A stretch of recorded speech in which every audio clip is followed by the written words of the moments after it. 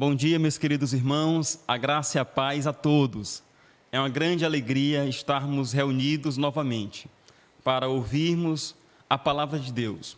Esta palavra é preciosa, ela é viva, é eficaz, é transformadora, pois é a palavra de Deus. Certamente Deus falará ao seu coração, assim como falou ao meu coração quando estava meditando nesta passagem, estudando. Fui muito edificado. Então, nesta manhã nós daremos continuidade. Iniciamos esse estudo no domingo passado e iremos concluir nesta manhã, se Deus quiser.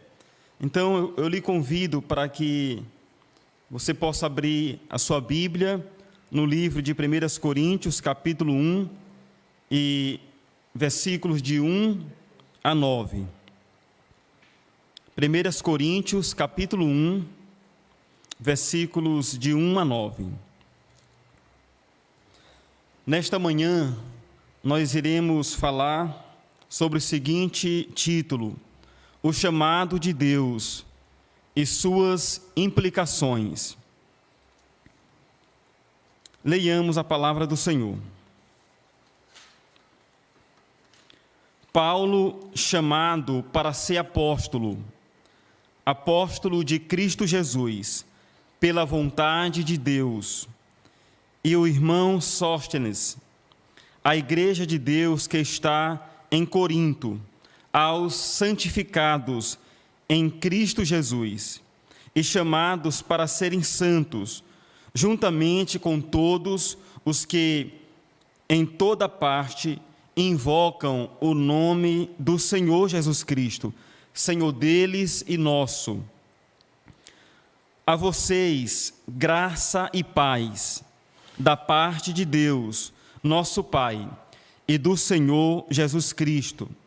Sempre dou graças a meu Deus por vocês, por causa da graça que lhes foi dada por meio de Cristo Jesus, pois nele vocês foram enriquecidos em tudo, isto é, em toda palavra e em todo conhecimento, porque o testemunho de Cristo foi confirmado entre vocês, de modo que não lhes falta nenhum dom espiritual, enquanto vocês esperam que o nosso Senhor Jesus Cristo seja revelado. Ele os manterá firmes até o fim, de modo que vocês serão irrepreensíveis no dia de nosso Senhor Jesus Cristo. Fiel é Deus, o qual os chamou à comunhão com seu Filho, Jesus Cristo, nosso Senhor. Amém. O chamado de Deus e suas implicações.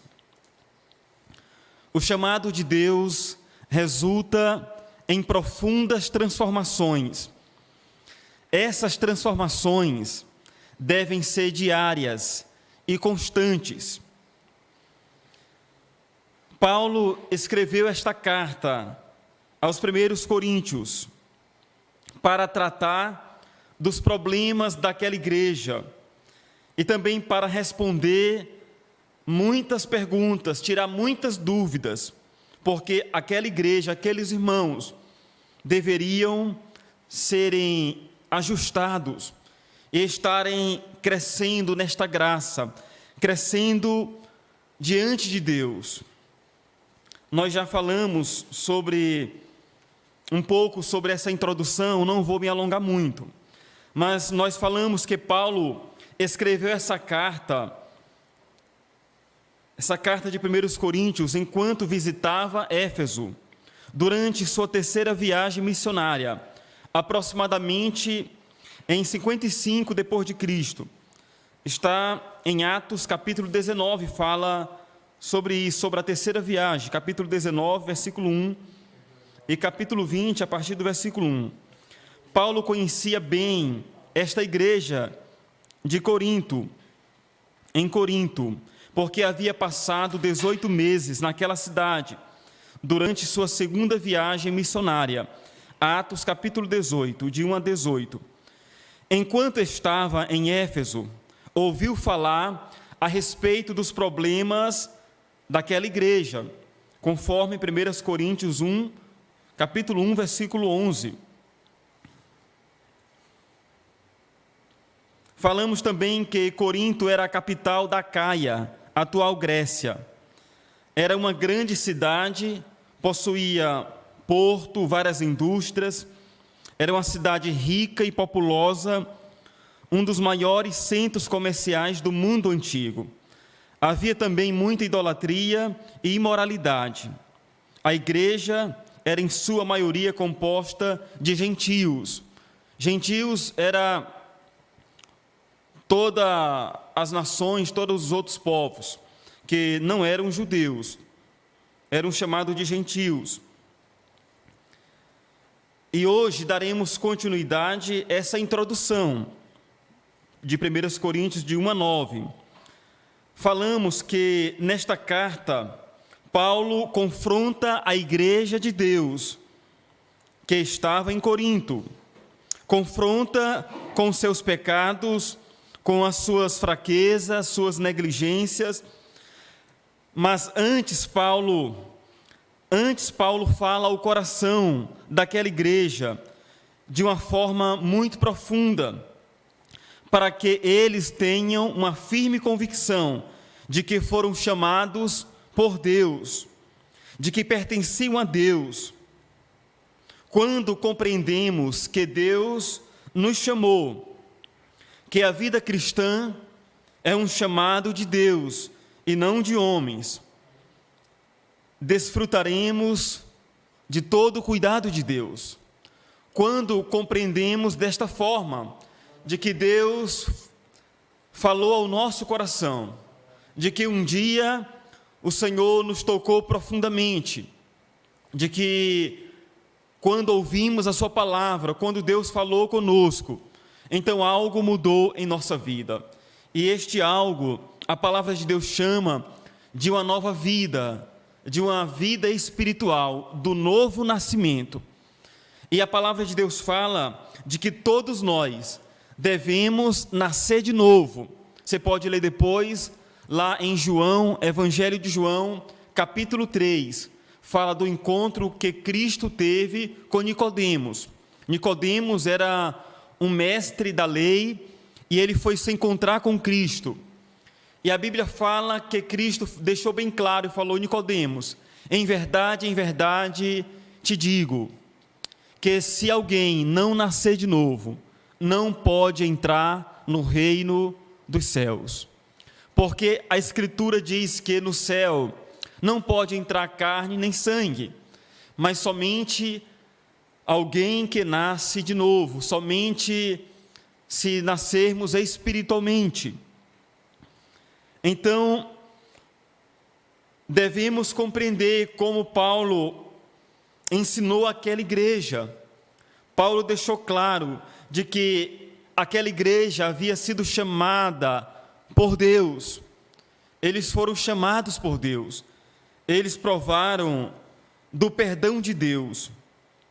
Como nós falamos que Paulo inicia a carta afirmando que ele havia sido chamado por Deus. Paulo fala no versículo 1, Paulo, chamado para ser apóstolo de Cristo Jesus, pela vontade de Deus. No versículo 2, Paulo diz que escreveu esta carta aos chamados para serem santos, no sentido de terem uma vida correta, uma vida limpa, transformada por Deus. No versículo 9, acompanhe sua Bíblia. No versículo 9, Paulo fala que fiel é Deus, o qual os chamou à comunhão com seu Filho Jesus Cristo, nosso Senhor. Então Paulo deixa claro de que aquela igreja, aqueles irmãos, haviam sido chamados por Deus para servirem a Deus, para abandonarem toda prática de injustiça, todas ações que não glorificava a Deus. E isso só é possível quando Cristo entra em nossa vida, quando Cristo transforma a nossa vida, e nós passamos a ter outra visão do mundo, passamos a ter outra compreensão de como devemos viver. Você pode dizer: pastor, agora nós seremos perfeitos. Nós não temos condições de sermos perfeitos, totalmente perfeitos. Nós iremos errar, iremos cometer falhas, mas o desejo de Deus é que essa transformação seja constante, que possamos crescer cada vez mais em sua presença, que possamos buscar a face de Deus pela leitura da Bíblia, pela comunhão, através da oração constante. Certamente, como temos dito, de que Deus tem coisas gloriosas, grandiosas, extraordinárias para todas as pessoas, para todo mundo. Basta olharmos para Cristo. Temos falado de que o padrão de Deus, ele é um padrão que está muito acima do nosso. O nosso padrão é muito inferior. Por isso, muitas pessoas cometem tantas ações terríveis. Mas o que Deus tem para nós é maravilhoso. Por isso que o seu padrão é um padrão de excelência. E a sua vida é uma vida maravilhosa. Uma vida que vale a pena buscarmos a sua face. Vale a pena nos rendermos a Cristo. Porque assim desfrutaremos de uma paz perfeita, de uma vida maravilhosa. E falamos que a primeira lição que nós tiramos dessa passagem, desses versículos, é que a igreja, no versículo 2, Paulo diz: a igreja de Deus. A igreja é uma criação de Deus, foi instituída por Deus, sendo mantida e sustentada por Deus, como está escrito em Mateus 16, 18. Cristo falou: edificarei a minha igreja, e as portas do inferno não prevalecerão contra ela. Falamos também do ponto 2, de que a segunda lição, o chamado de Deus nos leva a uma vida de santificação.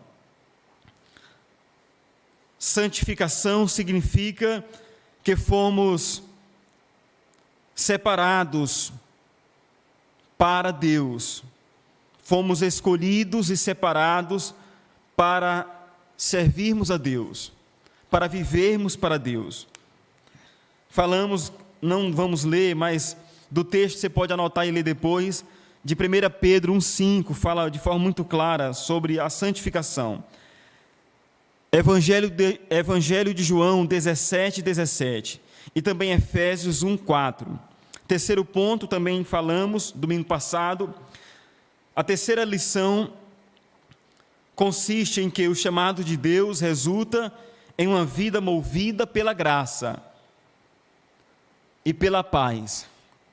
O chamado de Deus para você, para mim, é uma vida movida pela sua graça, e uma vida cheia da paz de Cristo. Irei falar só algumas coisas, porque esse terceiro tópico é um tópico maravilhoso. Falamos de que a graça é um favor imerecido, podendo ser traduzida por misericórdia. E o exemplo que nós citamos foi o exemplo que está em Lucas capítulo 15, de 1 a 20. O exemplo do filho pródigo. Ele foi recebido por seu pai de uma maneira que não merecia. Isso é graça. Eu não mereço. O perdão de Deus não merecia. Não sou digno da menor bênção de Deus. Ninguém é digno. Mas Deus nos concede o seu favor, o seu perdão, unicamente pela sua graça, pelo seu favor. Falamos também que paz é algo, a paz que Cristo deseja nos conceder é algo completo, é o total bem-estar e descanso interior do espírito em comunhão com Deus.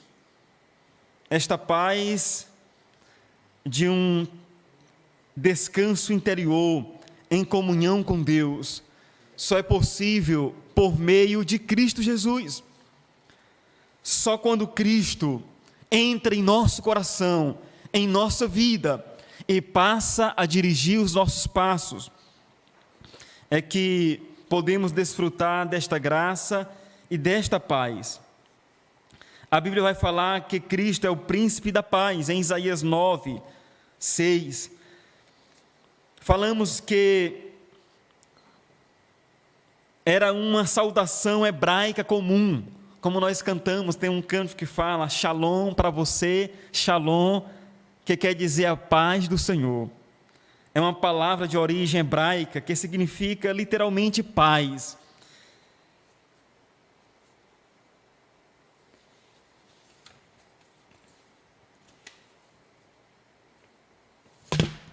Falamos também que Cristo,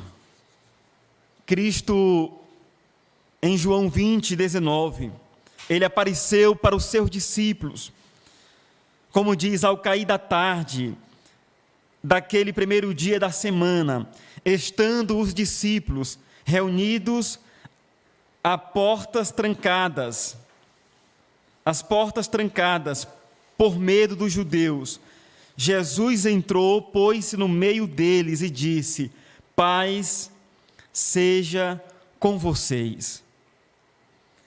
No versículo 21, Cristo diz a mesma coisa: paz seja com vocês.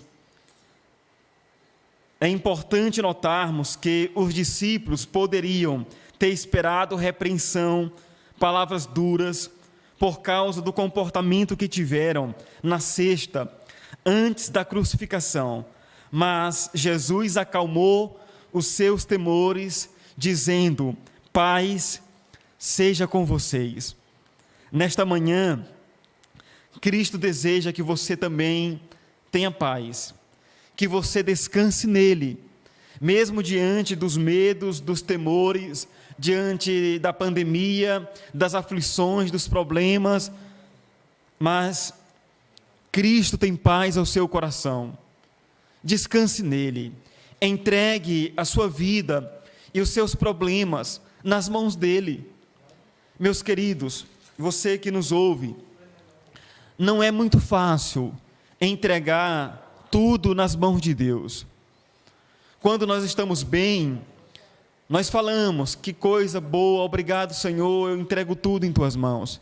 Mas quando nós estamos passando por dificuldade, por aflições, muitas vezes nós corremos para um lado e para o outro com grande aflição, e nós não conseguimos descansar em Deus.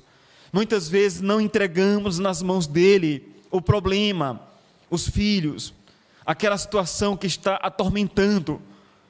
Mas eu quero lhe encorajar nesta manhã: confie em Cristo. Aonde você estiver, entregue nas mãos de Cristo a sua vida, esta aflição, e peça para Jesus: Senhor, me ajude. Cristo vai lhe ajudar. Não importa quem você é, a sua cor, a sua escolaridade, o seu grau de instrução, não importa, qual igreja você frequenta. Se você pedir para Cristo, se você suplicar a Ele, certamente Ele lhe concederá o seu favor e a sua graça. A quarta lição, queremos dar continuidade nesta manhã. O chamado de Deus resulta em riquezas espirituais. Está no versículo de 5 a 7. Acompanhe em sua Bíblia. Vamos ver esse quarto ponto. O chamado de Deus consiste em riquezas espirituais. Diz assim: pois nele vocês foram enriquecidos em tudo isto, em tudo, isto é, em toda palavra e em todo conhecimento, por meio do testemunho de Cristo, foi confirmado entre vocês, de modo que não lhes falta nenhum dom espiritual, enquanto vocês esperam que o nosso Senhor Jesus Cristo seja revelado. Paulo deixa bem claro de que eles foram enriquecidos em tudo, em toda palavra e em todo conhecimento, em toda riqueza espiritual. E ele diz, de modo que não lhes falta nenhum dom.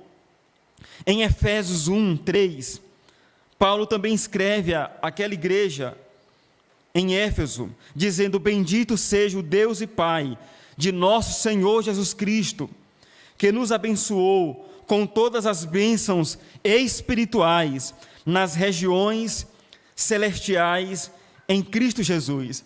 Que coisa maravilhosa, irmãos.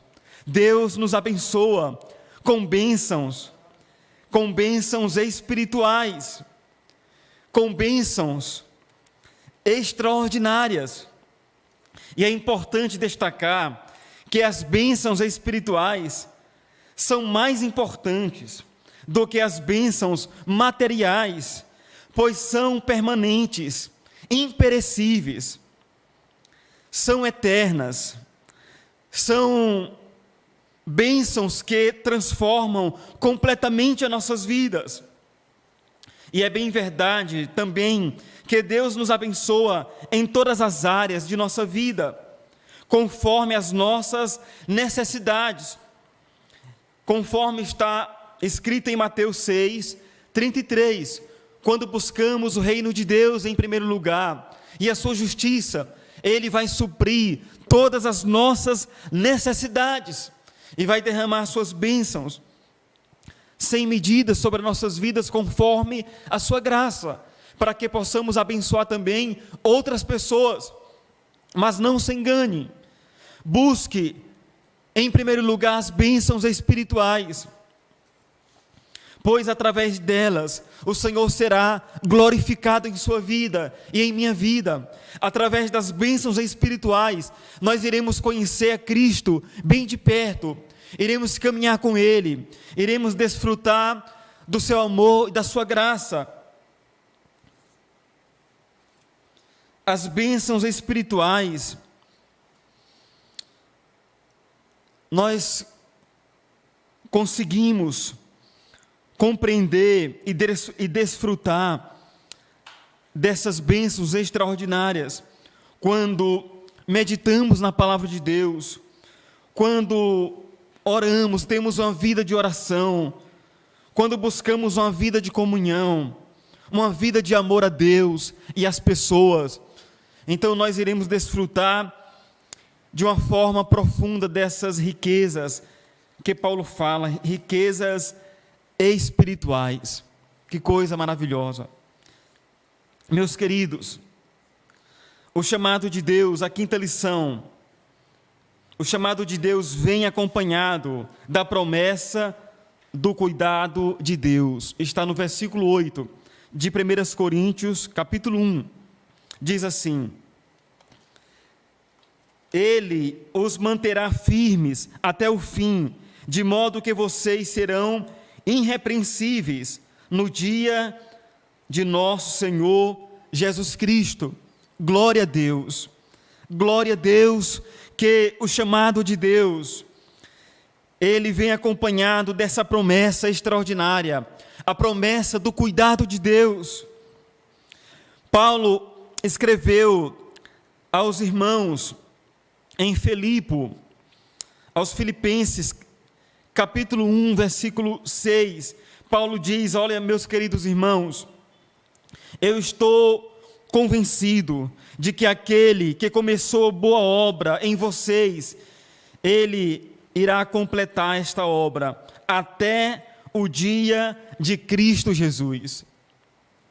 Meus queridos irmãos, se não fosse Cristo agindo em nossas vidas, nós não teríamos condições de permanecermos firmes em sua presença.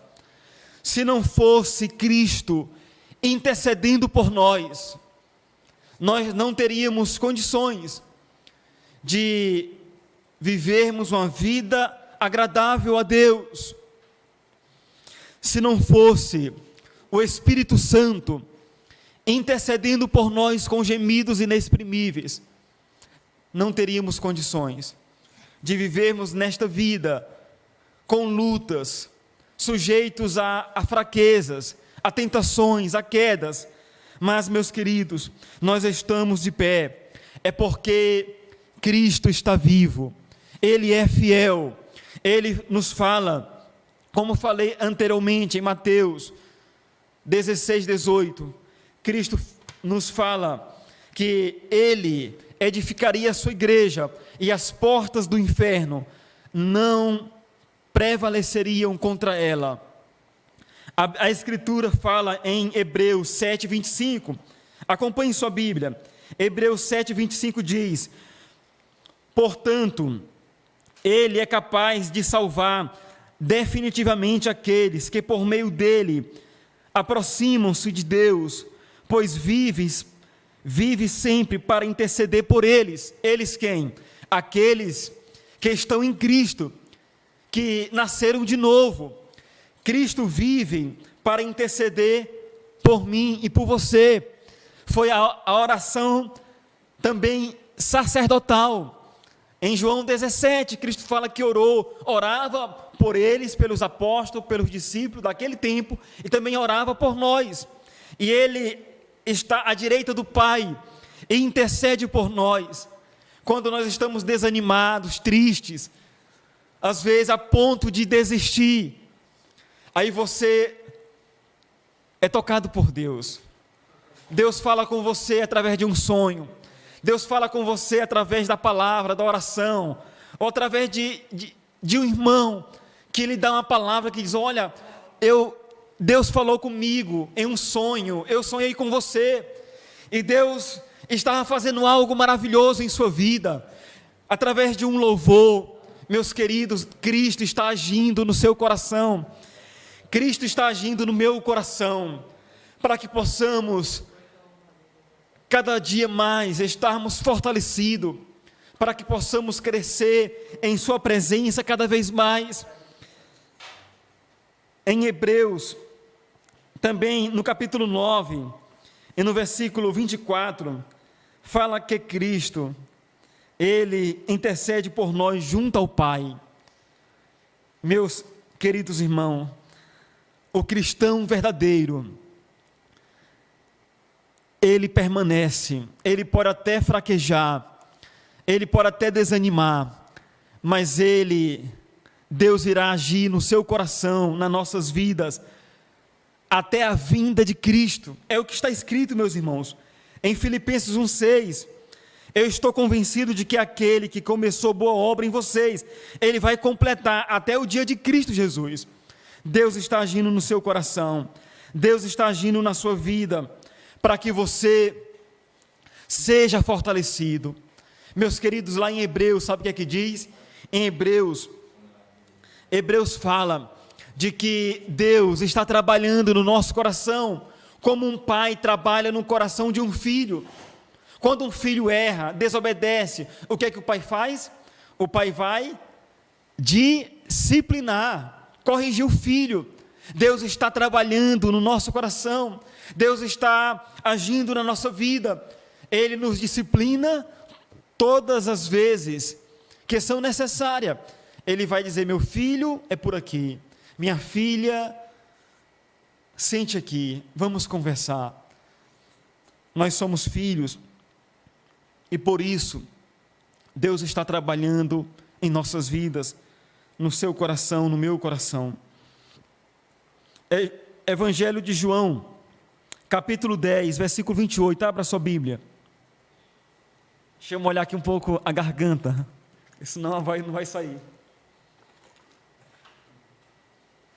Meus queridos, o que é que diz no Evangelho de João, capítulo 10, versículo 28?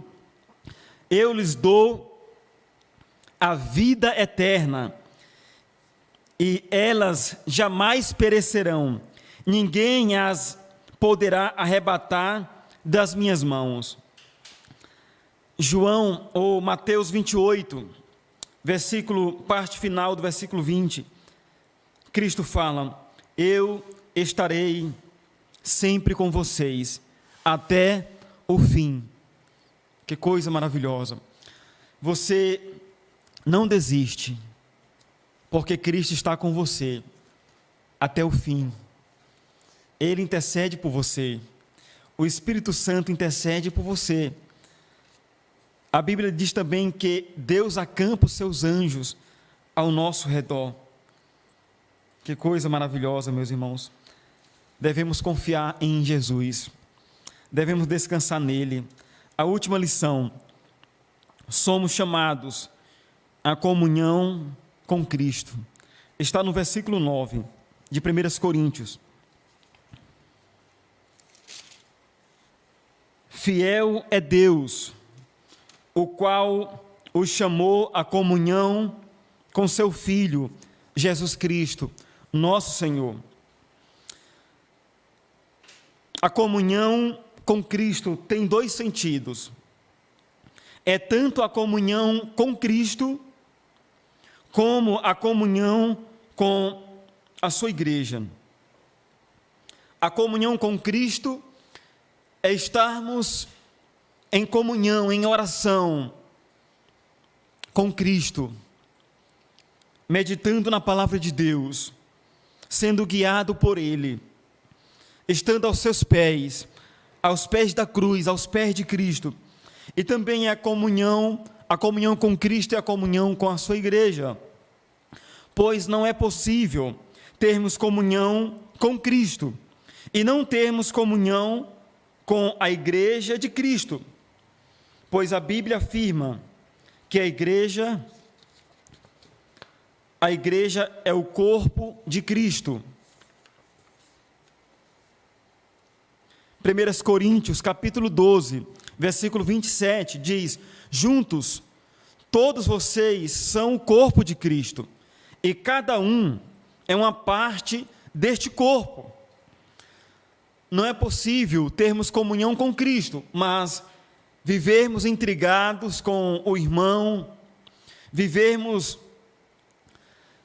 com ira no coração, com raiva, com ódio de um irmão, ou até mesmo de um próximo. Alguém que fala que tem comunhão com Cristo, mas tem ódio das pessoas, deseja o mal das pessoas, não fala com as pessoas, com os seus irmãos. Você não tem comunhão com Cristo. Se você vive desta forma, talvez você nunca tenha tido comunhão com Cristo, nunca tenha nascido de novo. Se você está com raiva, com ira no seu coração, então peça perdão para Deus.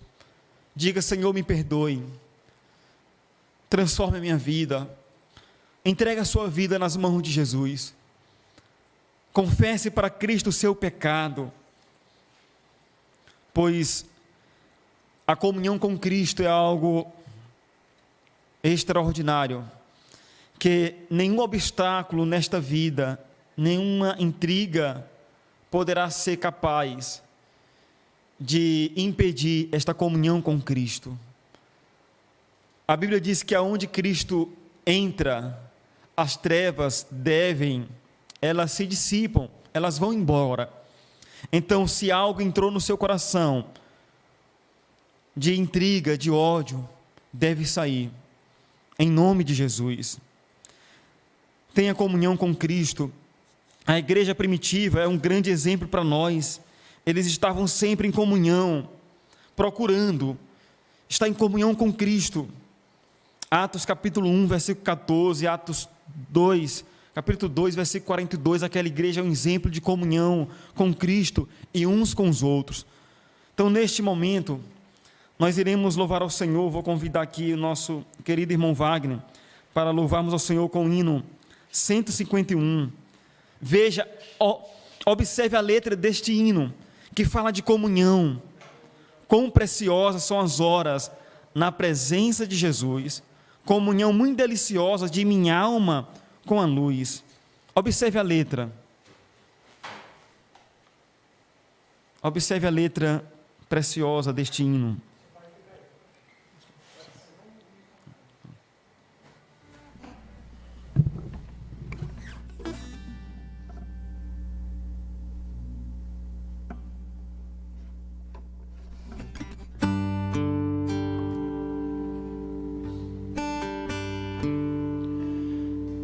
Quão preciosas são as horas na presença de Jesus, comunhão muito deliciosa de minha alma com a luz.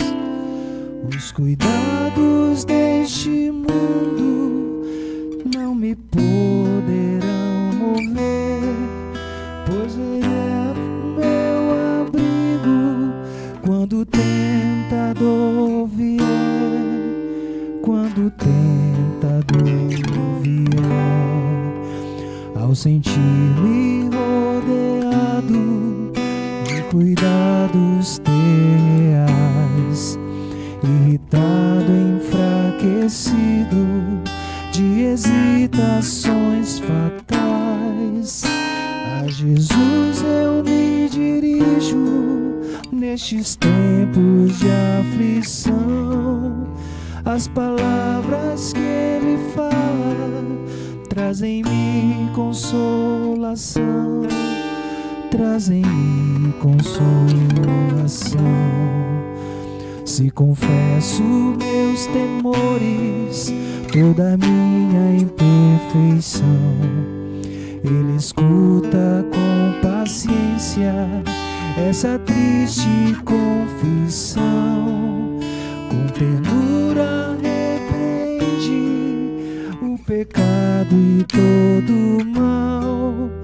Ele é sempre meu amigo, o melhor e mais leal, o melhor e mais leal.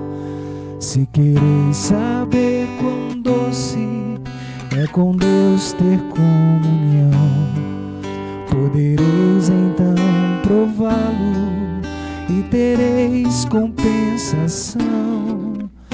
Procurai estar sozinhos em conversa com Jesus e tereis na vossa vida paz perfeita, graça e luz.